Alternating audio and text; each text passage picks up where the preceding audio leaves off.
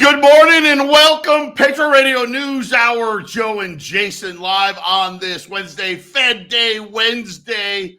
Will they or won't they? We'll be here to cover it all. 800-951-0592. The website at allamericangold.com. And people just flooding into the safety of gold and silver as more banking news coming out today. Both First Republic, who's been dominating the news, and then PacWest.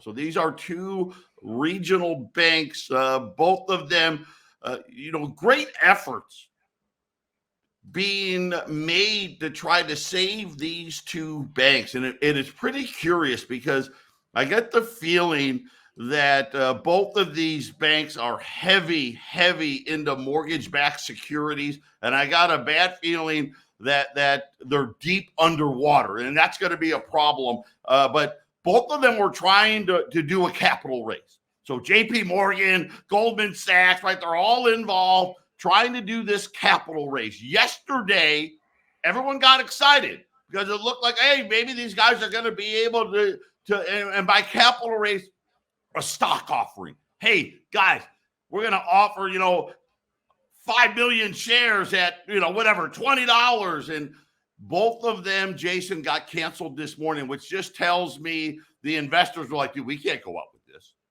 right? We try to go out with this stock offering. People are going to want to see the balance sheet, and it obviously isn't up to par.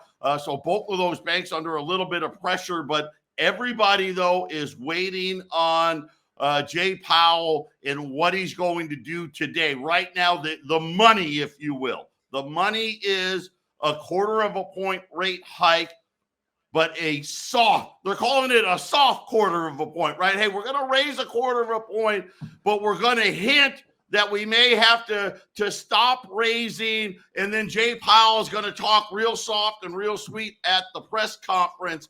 Right now, already gold is reacting very favorably. Yesterday, we had a nice bout of profit taking, and today everybody's piling back in. I think it's a mistake. I don't think they should raise at all. I don't think Jay Powell is going to listen to me. If he listened to Jason and I, we wouldn't be in this mess right now. But neither here nor there. Jason, it looks like it's going to be what they're calling a soft 1/4 point. I think that's going to be enough. I think we're going to see gold at new all-time highs. Yes, and it is a mistake to raise rates if you don't want markets to blow up and businesses to go under and jobs to be lost. But it's a mistake to print trillions of dollars during 2020 to float an economy that was shut down and just give people free money. So it's, they're full of mistakes, Joe. Which mistake are they going to make next? And I'm still in the camp that in 6 weeks they might raise another 1/4 point. I still think they might do it, Joe. We'll see what the next 6 weeks. We'll see what's going to happen. And here's the thing: why am I so? It's a mistake. Listen, you just added almost $400 billion to your balance sheet, and guess what? First Republic, PacWest, we're not done. We're not done. The bank runs are not done, which tells me more and more banks are going to be borrowing at that discount window. It just kind of goes against all the logic they used to why they could. Remember the previous times they've added to their balance sheet, right? Think about the financial crisis. We went from less than $1 trillion to over $4 trillion. They did that with rates at 0. Right. Then they tried to do some quantitative tightening. It didn't last very long, blew up in their face, went back to 0, blew the balance sheet up to $9 trillion. We've tried to do some quantitative tightening again. The balance sheet got down to 8.4, maybe 8.3 trillion. Now it's right back to almost 9 trillion. And they're adding to it, and that's just counterproductive. But again, I guess they want to try to fight the inflation at the same time. Now they've got to deal with this banking problem. That's all correct. Absolutely. And the next CPI number, which will be out, I guess, a couple of weeks, I think that number gets lower, Joe. If those numbers keep getting lower, then of course, as the banking situation looks worse and worse, then yes, they'll stop raising rates. They'll pause it then, and they can hopefully, in their mind, hopefully a year or 6 months of paused, because I don't see them lowering the rates right now, Joe, because the inflation could get out of control if they lower the rate. If they lower the rates, Joe, they can be in a real bind. So we'll see. We're gonna be reporting it, right? Yeah. Well, here's the thing. This show will be over. It'll come out while we're on the half empty cup. We'll let people know then. And then, of course, it's going to be all about the press conference that comes afterwards. Just really quickly, we just got some oil inventory numbers. Oil had been getting hammered over the last couple of weeks because everyone's fearing that recession. Big drawdowns. I don't know what's going on. These numbers are so out of left field. According to the government, gasoline stocks down 6.4 million barrels. Distillates down 3.3 million barrels. Cushing stocks down 1 million barrels. That seems kind of crazy to me that all said and done, the government saying, hey, we got 10 million less barrels of crude oil this week than last week. So here I don't know what's going on with gas here in Phoenix. It's insane here. We're at 449. And I have I can't tell you why. I guess maybe because we got 6 million barrels less of gasoline, Jason. Yeah, well, and you're talking about the stores are still busy, the restaurants are still full. I think the effects of the inflation are, the money is still floating around a little bit in certain places, Joe. So the inflation's not done. That's the whole point. The money they printed in 2020, it's still having an effect right now. Man, it's going to be a wild spring. Patriot Radio News Hour. We'll be back after the break.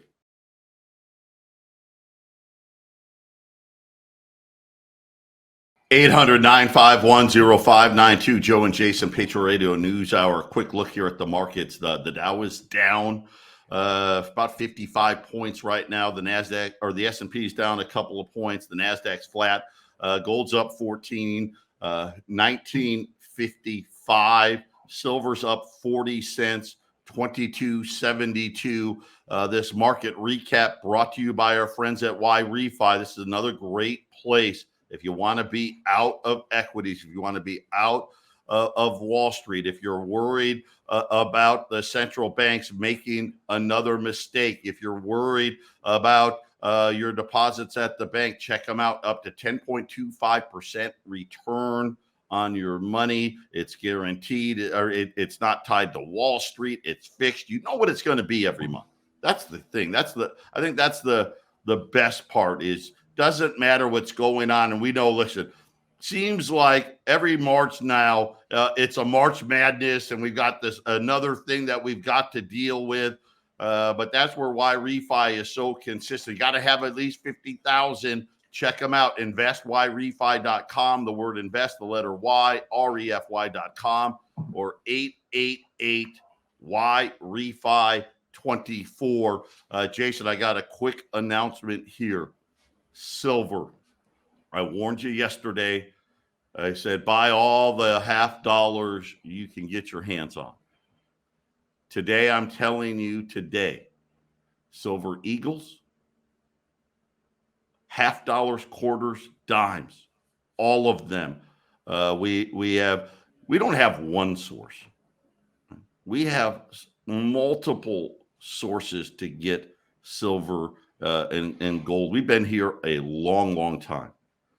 We're down to the very last one of them, and this may be something, Jason. If things go the way I think they're going to go for the rest of this week, we may be back into those COVID unavailable times.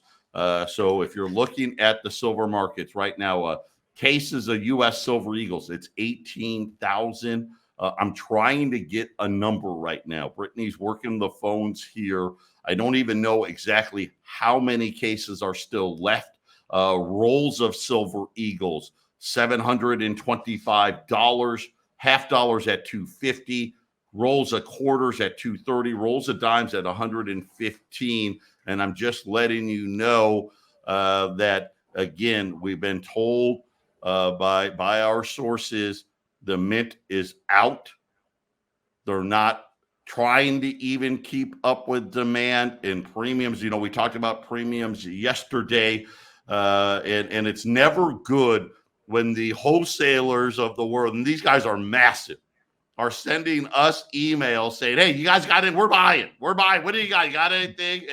And then when we go to they send us the price sheet when it says for underpriced, when it says call me for a price. That kind of tells you, that's not good. That's what's happening here. 1/10 ounce American Gold Eagles are a fortune.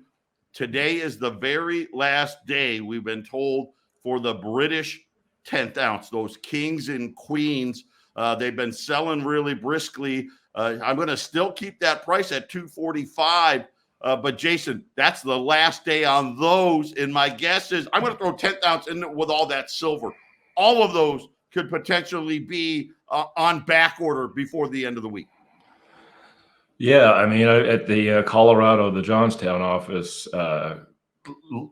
people have been buying silver when they come in and pick up their invoices. Anything extra I've got, they're adding on. I have shipments coming in, and you guys that have ordered, of course, we're going to get your orders put together and call you in. But I don't have a roll of dimes. I don't have a roll of quarters. I don't have a roll of halves. I don't have a roll of silver eagles. I just sold the last couple of little bits and pieces of silver, a roll or two of silver rounds I had. The few ounces of odds and ends of silver that's on my desk, almost all of that's gone, Joe. So, we got metals programs coming. We're going to get those filled, hopefully. And it may be a little late because we're so busy. But, Joe, every ounce of silver that's floating around the Johnstown office just gets scooped up as soon as I get a shipment. I just got an update. Brittany just handed me another note here. They expect to be sold out when Jay Powell starts talking. So they're saying when the Fed number comes out, they don't expect to have any left. So if you want to get in, do it now. Here, I'm going to tell you right now, here's what's going to happen.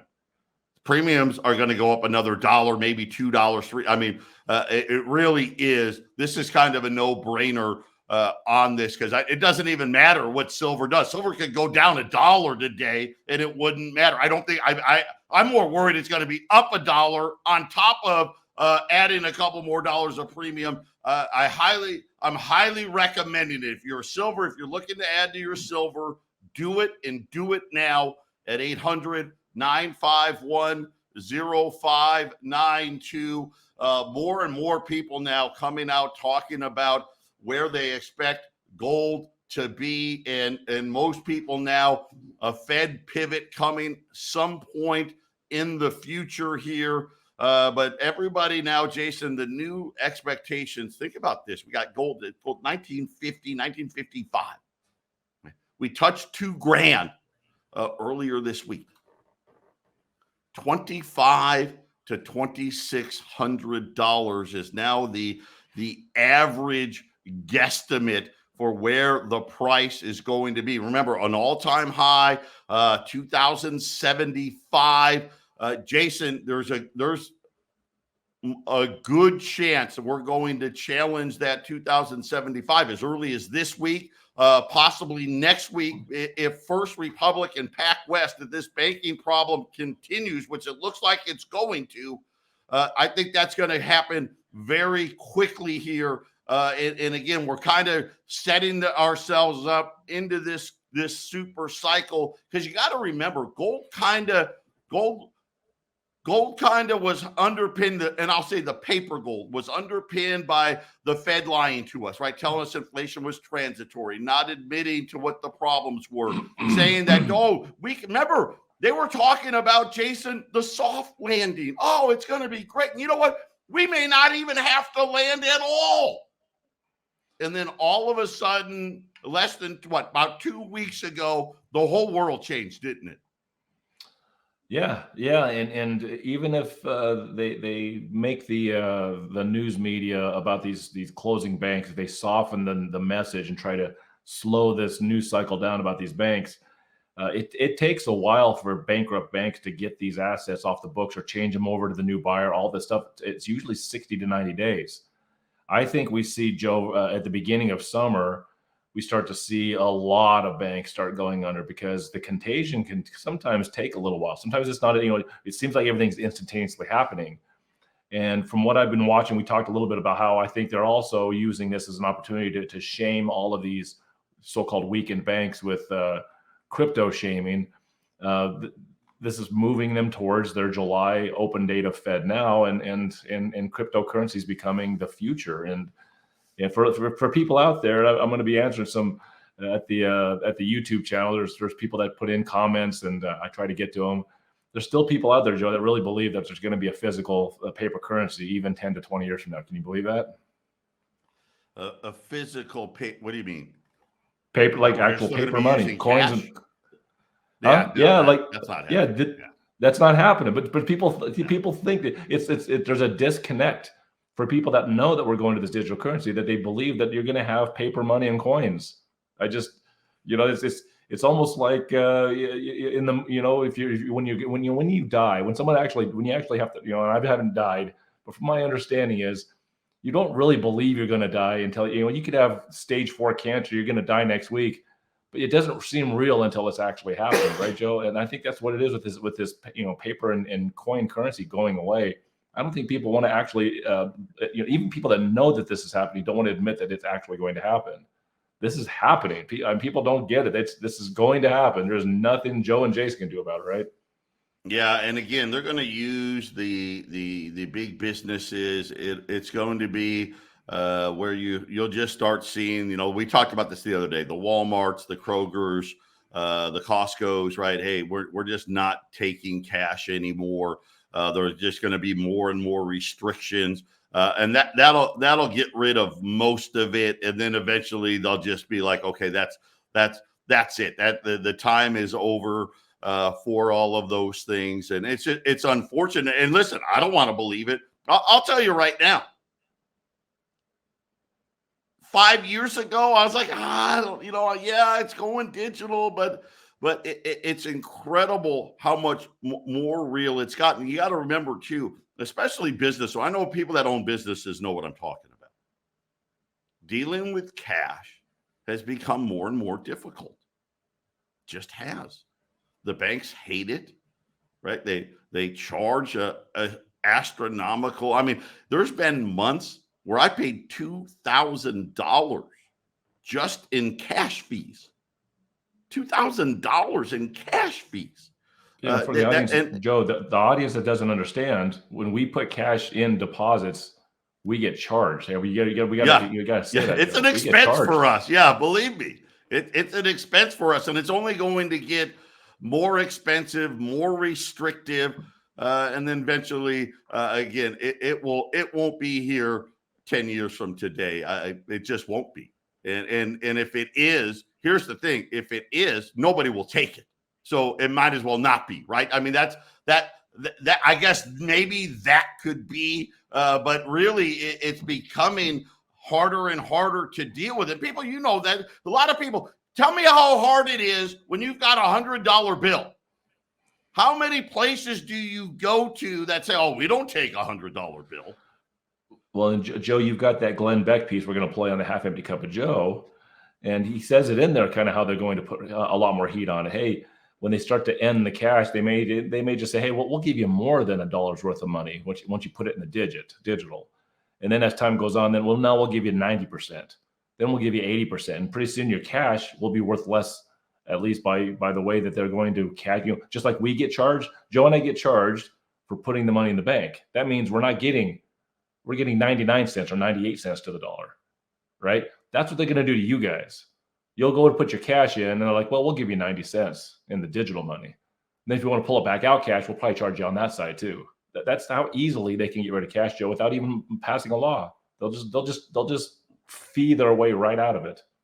Yeah, when we're watching that, we've seen that. We saw it with COVID, right? Let's not mistake it, right? We had a ton of companies that said, hey, you know what? You got to get vaccinated. Even though that wasn't, the law, you didn't have to. Hey, if you want to work here, right? Businesses, especially the big companies, more and more in line with the government. And of course, they have to be, right? Because let's face it, they're trying to gain favor with the federal government, because our government's gotten so big now, Jason. Our government decides who the winners and losers are. And that's a dangerous place to be. There's a big article out the other day talking about, do you know the size of our government? It's doubled. Does anybody feel like we're better off with more government? 87,000 more IRS agents within this decade coming on. Those are money cops. The money cops are coming, right, Jack or Joe? They're money cops they're going to be hounding us on every turn when it comes to this new digital money system. Yeah, Sovereign Man was writing about how since 1999, the size of our government has doubled. Total federal spending, fiscal year 1990. Get this, total federal spending, fiscal year 1999, $1.7 trillion. Now, he converts that with inflation, okay, to 3.1 trillion. Well, we know the Biden administration, right? Their new budget is they want $6.9 trillion. And let's just round it up. Let's call it $7 trillion. We're talking about really, giving them the benefit that, well, we'll adjust it for inflation. It's more than doubled. If you don't adjust it for inflation, the size of the government's 3 times as big as it was 23, 24 years ago. There's 24 million government employees right now. 24 million.